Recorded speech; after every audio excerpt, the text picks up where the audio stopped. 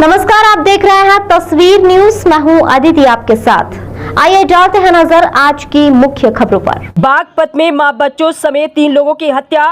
बागपत जिले के गांगनोली गांव में मौलाना के परिवार के 3 लोगों की पीट कर निर्मम हत्या कर दी गई।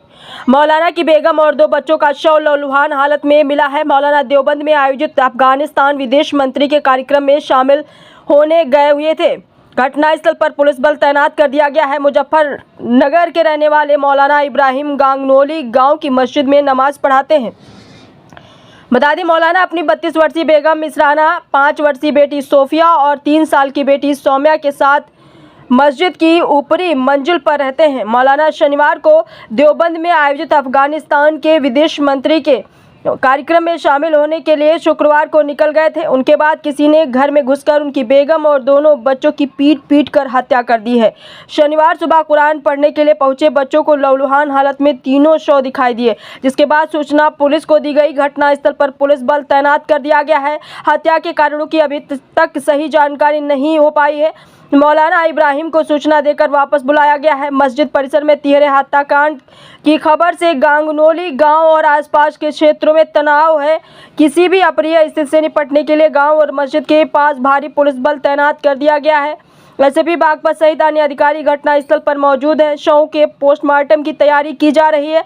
एसपी बागपत का कहना है कि पुलिस फिलहाल हत्या के कारणों और हमलावरों की पहचान को लेकर छानबीन कर रही है। पहली प्राथमिकता पोस्टमार्टम कराने की है। 7 टीमों को लगाया गया है। सीसीटीवी देखे जा रहे हैं। फॉरेंसिक टीम साक्ष्य जुटा रही है। वहीं एसपी ने बताया कि हमारी पुलिस ने 6 घंटे के अंदर घटना का खुलासा किया है। एसपी ने बताया कि वीडियो के आधार पर मौलाना के पास पढ़ने वाले 2 बच्चों को हिरासत में लिया गया है और उनकी निशानदेही पर हथौड़ा छुरी बरामद की गई है। इन्हीं दोनों ने घटना को अंजाम दिया है। आइए देखते हैं फुरकान खान की रिपोर्ट।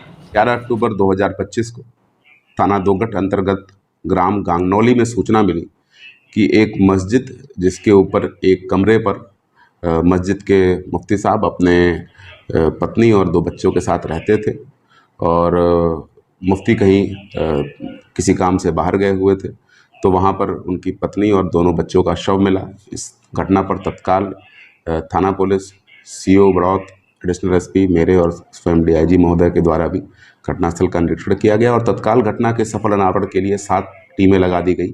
फील्ड यूनिट के द्वारा भी मौके से आवश्यक फिंगरप्रिंट्स और डीएनए साक्ष्य उठाए गए और लगातार जो 7 टीमें थी उन्होंने बड़े कम अवधि के अंदर वीडियोस को देख के 2 संदिग्धों को चिन्हित किया और जिनसे जब पूछताछ की गई तो ज्ञात हुआ कि ये दोनों बच्चे जो बाल अपचारी हैं, ये उसी मस्जिद के नीचे मौलवी से तालीम हासिल करते थे और मौलवी इनकी अक्सर पिटाई कर देता था, जिसके कारण क्षुब्ध होकर इन्होंने इस घटना की योजना बनाई और ये घटना कारित की।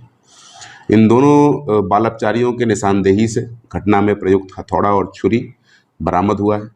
जानकारी में ये आया कि कल यानी दिनांक 10 अक्टूबर को इनमें से एक बाल अपचारी के साथ मुफ्ती ने पिटाई की थी और जिसके कारण उसने अपने दूसरे साथी को साथ लेकर ये पूरी योजना बनाई और आज जब मुफ्ती किसी काम से बाहर गए हुए थे और उनका परिवार अपने कमरे में सो रहा था दोपहर 1 बजे के आसपास, तब इन्होंने इस घटना को अंजाम दिया और अंजाम देने के बाद वहाँ से वो फरार हो गए।